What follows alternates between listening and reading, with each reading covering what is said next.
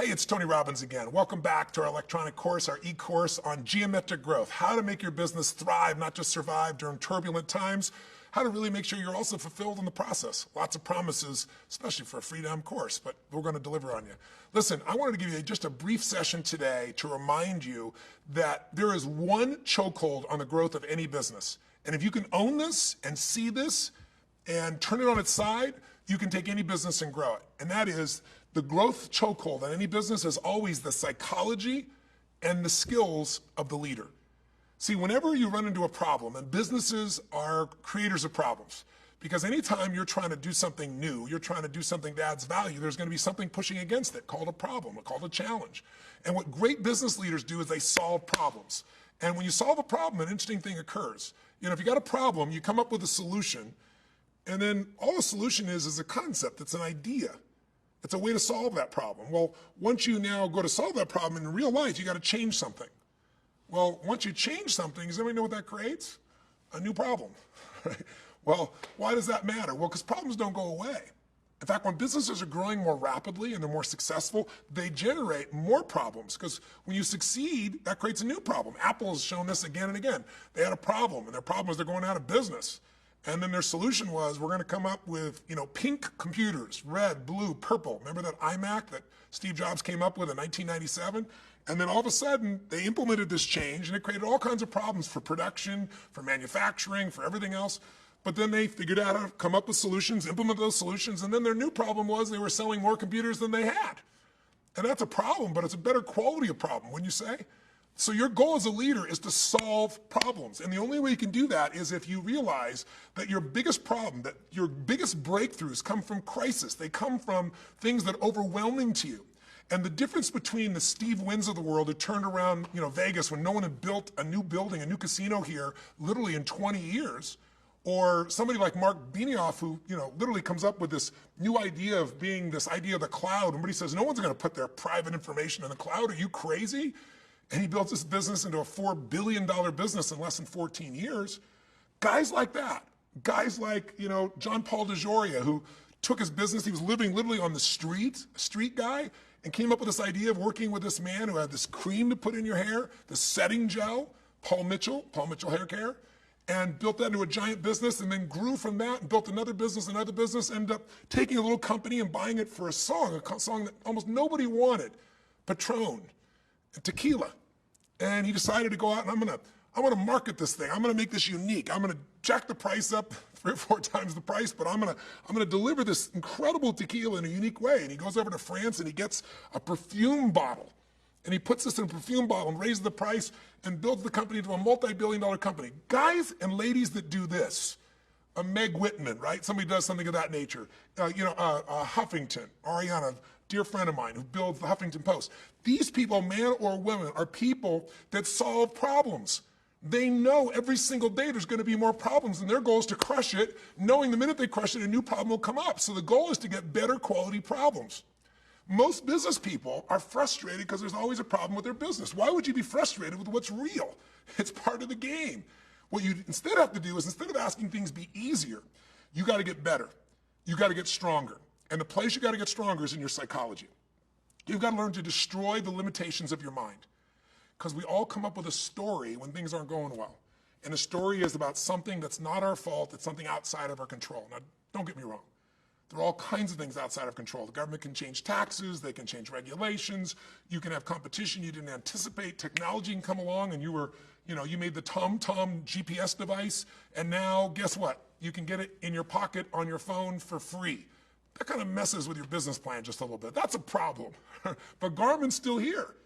Because the leaders of Garmin start saying, hey, we have to anticipate this is coming. We don't like it. We don't spend decades coming up with this technology, and now somebody gets it for free in their phone. But we're going to specialize. We're going to put a watch together so someone who plays golf can hit the ball and they know exactly how far it went. And they come up with all this innovation. The way you stay in business, the way you're part of that 0.00000 whatever 1% of businesses that are incredibly successful and profitable in the world, the way you become part of that unique group of people is you master your psychology and you make sure you get the skills that may be missing in your life. 96% of businesses fail over 10 years. 4% make it. Make it does not mean profitable. Why? The psychology of that person got overwhelmed at some point. They're like, I can't handle it. It's too expensive. It's too hard. There's not enough solutions. And because they came up with a story, we don't have the money. We don't have the resources. We don't know the right people. We don't have the context. We don't have the technology. The mistake they made is they believed that a lack of resources equals a lack of results. When you look at the greatest and most successful people in history, a guy like Sam Walton, business history at least, I mean, a guy back in 1974, I remember now. He had 78 stores in 1974. Wow. Now, in 1974, if you read the general information about him that was being passed on by brokerages, they're all saying sell because he's run out of resources. He doesn't have any more capital.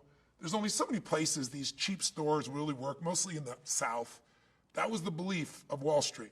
What they undervalued was this man's ability to be resourceful, his ability to inspire people around him who work for him to get up at 4 in the morning and drive 100 miles to another area, buy this product incredibly cheap, bring it back so they had it in their store and they can make their customers crazy with the best offerings that existed. Today, Walmart is almost, what, $500 billion? What is the number of gross revenue they do today? I think they've got, 5,000, 6,000 stores? I'm probably off, but some insane number. Back in 1974, Kmart dominated, Sears dominated. Tell me what's happening today. The combination of those stores, Kmart went bankrupt, and Sears is a little speck compared to this company called Walmart. What was that? That was the psychology of the leader. You want things to get better, you've got to get better. If you want your company stronger, you got to get stronger. You want things to change, you got to change. If you do that, you can lead your people. Whether your people is you to start out with, or you and 3 people, or you and 50,000 employees, doesn't matter. You know what I'm saying is true. So I'm only speaking what you know is right to remind you that that's going to be your edge. 80% of success in life is psychology. 20% is mechanics. Now don't get me wrong. Sometimes businesses fail and the owner has a great psychology, but they're missing the skills. Common skill they're missing, accounting. They don't have a clue what to do around money, and they don't want to. Trust me, in my businesses, most of the major wounds were my businesses where I got hurt, where I almost went out of business, were because, I was driving along and my bookkeeper in the early days, my CFO in the later days, was telling me, oh yeah, you're doing great. And I thought I had a full tank of gas, and I thought I was going 55 miles an hour, and I was really driving 150, and I was on E. When you have the wrong information, you're going to make the wrong decisions. In the financial area, it's easy to do when things are going well, but ironically, when you do really well or really poorly, either one, the numbers get disjointed if you don't know how to manage your bookkeeper, CFO, or accountant.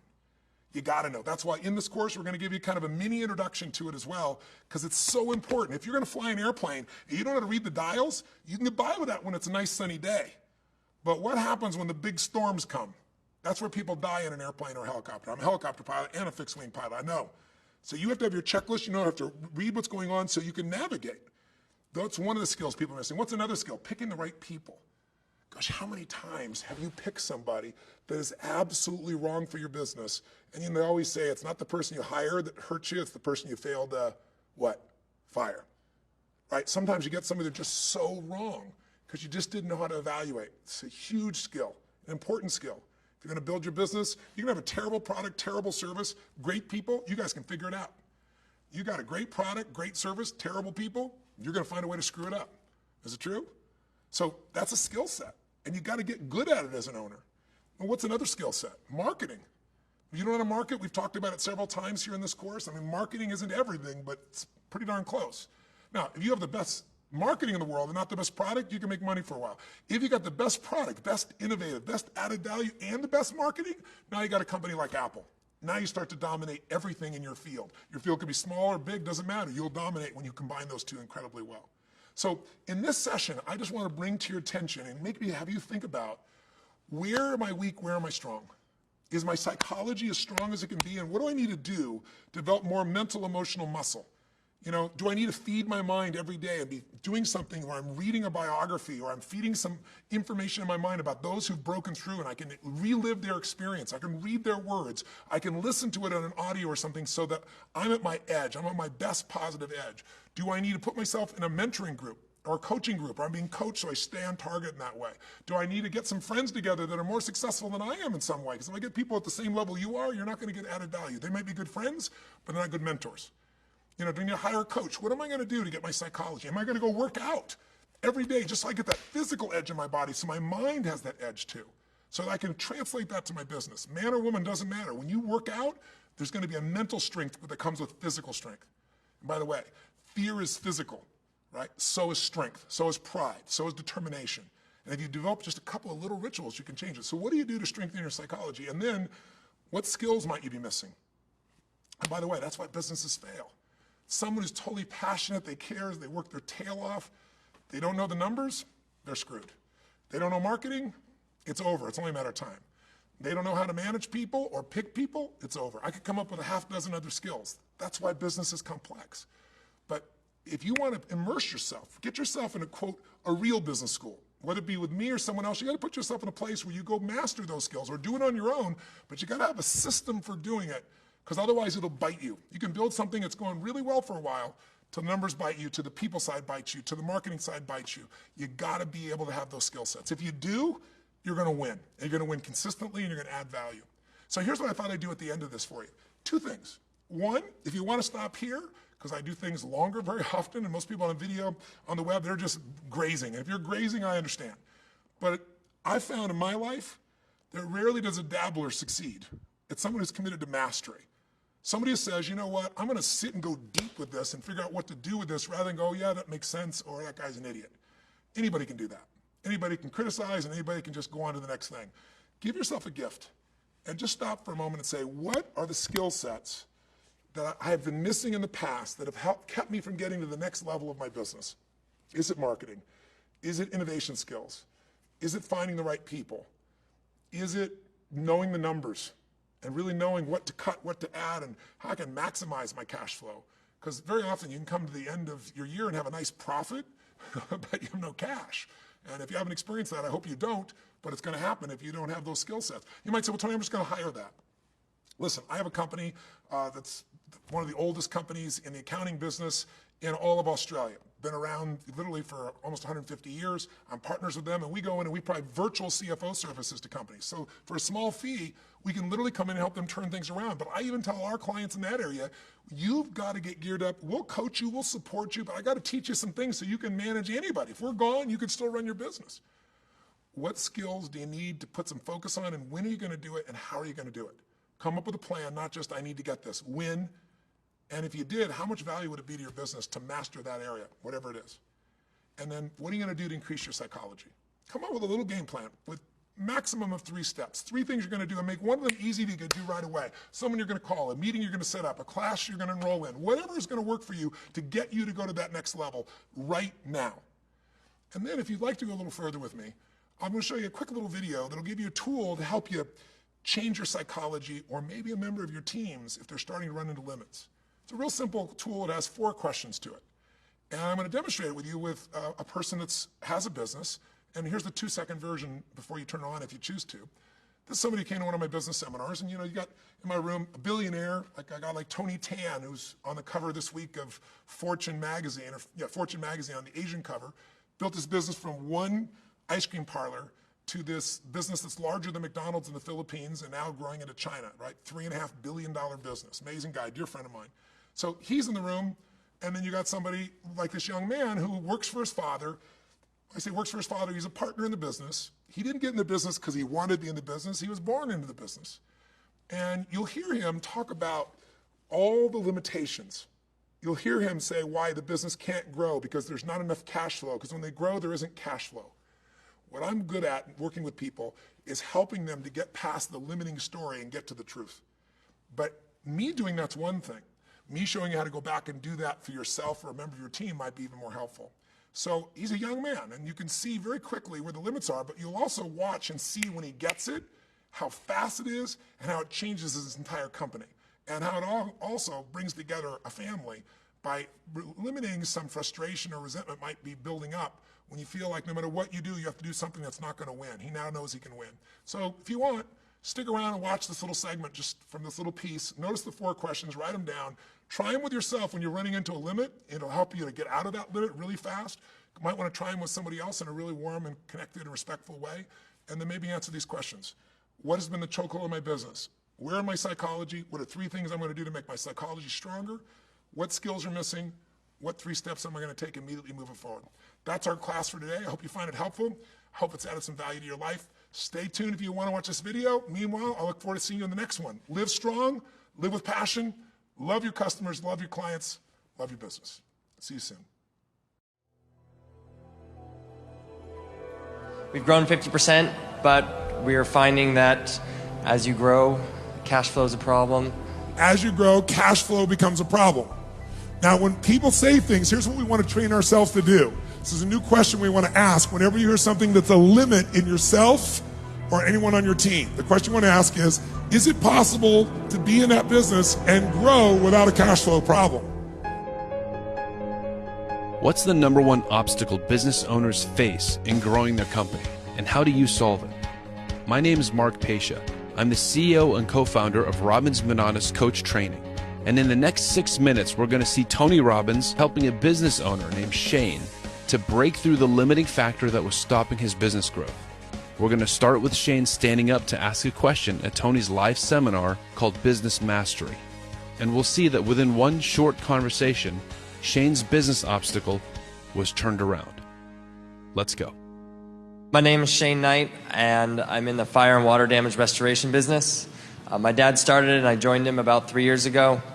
And we've grown 50%, but we are finding that as you grow, cash flow is a problem. And so we're here to figure out how to grow another 100% this year. So I hear you're in the fire and water restoration business, and he said, as you grow, cash flow becomes a problem.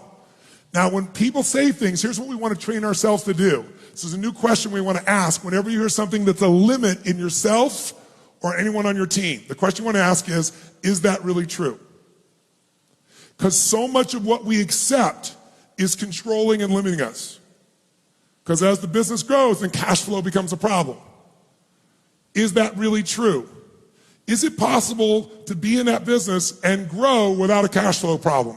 One of the first things we want to uncover is what is the chokehold on any business? It's always the owner's what? Psychology or skills. First challenge is he already believes there's a limitation to the business, so there is. Now, by the way, there might be in his current structure, but there's no limitation to their growth. There's limitation because he's bought into it. You want to ask yourself, when someone says a limitation, a limiting belief, is that true? And then your brains will immediately say, of course it's true. You could say, really? You have all the information to know beyond a shadow of a doubt that if you keep growing, that you'll have less cash. Do you have all the information to know for sure that that's true? No. No. Then it's not true. How do you feel, Shane, when you believe the thought that the more we grow, the less money we're going to have? It's frustrating because you put so much work into it. Yes. And when you feel that frustration, what else do you feel? What do you start to believe? Stressed out. Stress out? What else?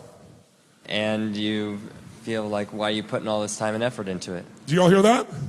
You feel stressed out? If he believes that the more we grow, the less cash we have, then it gets him frustrated. He feels a bit overwhelmed. He starts to stress out. He starts to think, why do I even put my energy into that? What will that do? It's going to kill the energy that would make this gladiator strong enough to win anything. Can he afford to have this drained out of him? Yes or no? In a competitive world we're in, yes or no? Pretty soon he's going to lose the driving force that makes him successful and makes his family successful. And why would I want to put more into something that's only going to include more failure? Ultimately, what do you start thinking about the business when you believe that? What do you start thinking about the business? Tell me the truth. You start thinking about other businesses you could do. That's right. Which, by the way, that might be useful. If it's really true, when we investigate thoroughly, that there's no way to grow this business profitably for things that are outside our control, then he might need to investigate other businesses. Are we supportive of that, yes or no? But only after we first investigate, is this a psychological or a skill limitation as opposed to an environmental one? So if that thought didn't exist, that growing equals no cash and no profit, you would feel what? Empowered. Yes. By the way, how many can hear the difference in his voice right now? Say I. And in that empowered state, what would you go do? Tell me what you'd go do. Specifically? Yeah. Tell me 3 things you go back and do that you know would grow the business and help its profitability. I would go sell the big insurance companies that I'm been afraid of selling because I didn't think we could handle it. Ah, interesting. And what would be the advantage in that? Well, it's much better to have one large corporate customer than chasing 10, 12 dozen different sources of referrals. And what if you had 5 quality large customers, not just one, so you were never dependent upon somebody that might then take away your whole business? Or 6? Then we would be 5 or 6 times larger. Yes. More to manage or less to manage for you in terms of that client-based management? Depends whether or not I change my style. Give him a hand, ladies and gentlemen, give him a hand. So what's the second thing you do? I have an elite high-end brand I want to create, and I think that would be a great opportunity to grow. Tell me the third thing. I'd hire someone to do most of what I do during the day today. And what would you pay him? As much as it took. That's right. What do you think it would take to have somebody really impeccable to do the stuff you do during the day today? 80 or 90,000 a year. That's right. So how much business how many clients or accounts would you have to get to pay for that person so you'd have freedom to do the more strategic things that really matter? 300 grand a year, which is a third of a giant client. So a third. So you could go get one client and be free forever, and that's all it would take. That's right. This is what I love about you guys. Every person in this room has already got the answers they need. The problem is you've got some unconscious, invisible barriers you don't even know are there. You got the answers or you can find them. He knows exactly what to do to grow this business. We transform this, you can create freedom. We transform this, you're going to own your pride at another level. You transform this business, you're going to have your economics transformed, which will give you other resources to give, to share, to enjoy, to explore, to discover, to make a difference with, to create new things with.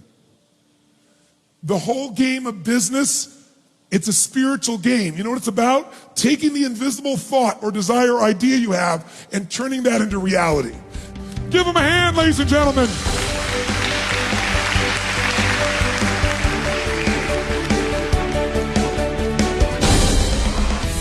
So you can see a short conversation took Shane from feeling it was impossible to grow without losing cash flow to having a solid way to grow his business by 500%. So how did we get there? Tony showed Shane how to make 3 big moves. So let's break it down and see how it works. The first move is find the unspoken assumptions. If a business owner is feeling disempowered, you can bet that there's an unspoken assumption they're accepting without knowing it. And this unspoken assumption is limiting their growth. Here's the thing. As a business owner, your job is to break down the limitations holding you back. So the question to ask yourself is, what am I accepting about my business that's controlling and limiting me? When you find that limit, you can work with it. Here's what Tony told Shane. He already believes there's a limitation to the business, so there is. Now, by the way, there might be in his current structure, but there's no limitation to their growth. There's limitation because he's bought into it. You want to ask yourself, when someone says a limitation, a limiting belief, is that true? Next move, challenge the unspoken assumption. Henry Ford said, if you think you can do a thing or you think you can't do a thing, you're right. Whatever you believe, you make it true.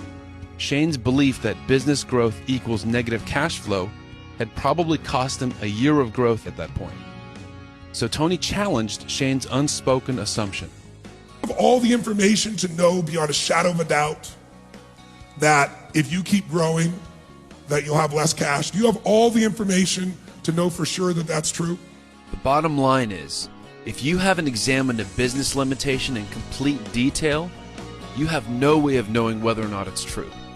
Instead of getting into the nitty-gritty and solving the problem and breaking through, you start believing that the problem is necessary, and then it becomes your life. Like Shane, who believed that we can't grow because growth equals negative cash flow. If you believe something like that, your business growth is basically on hold. The other reason why you're not solving the problem is that you don't have the right skill set. Shane doesn't understand the cash flow enough to solve the problem. He's missing that skill set. So what he needs to do is get help from someone who does know how to solve that problem. Soon after this conversation, Tony instructed Shane to get a CFO service, a Chief Financial Officer, to really investigate the cash flow so that it could be solved.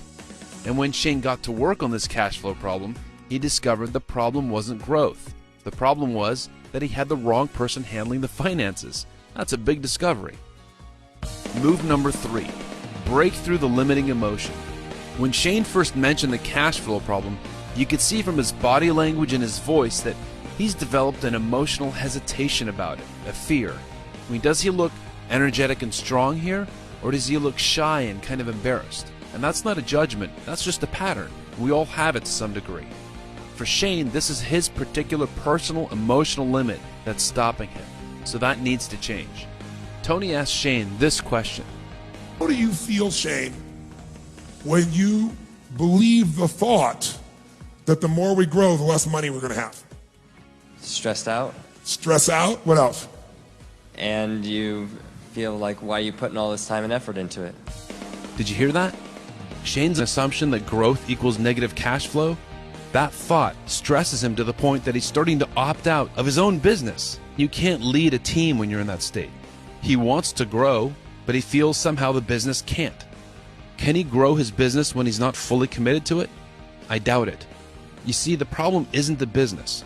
The problem is that he's accepted the unspoken assumptions. If Shane could unload this helplessness, what kind of energy would be freed up? Tony asked Shane. So if that thought didn't exist, that growing equals no cash and no profit, you would feel what?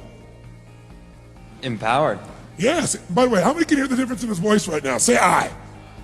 And in that empowered state, what would you go do? Tell me what you'd go do. So this is a great question to ask anyone who's been emotionally stuck. If that thought didn't exist in you, how would you feel? And what are 3 things you'd go and do? The odds are the owner knows what the business needs, except they've been bogged down by unspoken assumptions, disempowering emotions, and the bad performance that comes with it. When Tony asked this question, Shane knew exactly what to say. I would go sell the big insurance companies that I'm been afraid of selling because I didn't think we could handle it. More to manage or less to manage for you in terms of that client-based management? Depends whether or not I change my style. Give him a hand, ladies and gentlemen, give him a hand. Now, this is what a business owner looks like when they've challenged their assumptions and dropped their emotional baggage. New ideas for growth are right there under the surface, and instead of saying that he can't handle it, Shane sees that he can make it happen. I'd hire someone to do the most of what I do during the day today. And what would you pay him? As much as it took. That's right. What do you think it would take to have somebody really impeccable to do the stuff you do during the day today? 80 or 90,000 a year. That's right. So how much business how many clients or accounts would you have to get to pay for that person so you'd have freedom to do the more strategic things that really matter? 300 grand a year, which is a third of a giant client. So a third. So you could go get one client and be free forever, and that's all it would take. That's right. In just a few minutes, Shane shared 2 ideas that will build his business to the legacy point. He can serve the large corporate clients who will provide much more income and free him up from a lot of marketing logistics. And he can use the proceeds of one of those clients to replace himself as the operator. This is the path of leverage in a business. He'll have even more energy and focus to work strategically to take the business to the next level. Now look at his body language. This is an owner with a plan for the future he wants, and who now has the emotional energy to carry it out. So the next time you hear someone tell you their limitations, take a second and watch their body language. A skillful coach can take someone from disempowered to full strength within a short conversation. So remember the 3 big moves. 1, find the unspoken assumption. 2, challenge that assumption. And 3, break through the limiting emotion. So I hope you've enjoyed this, and I hope you can use this to create positive results in your life as well as those around you. This is Mark Pescia signing off. Talk to you soon.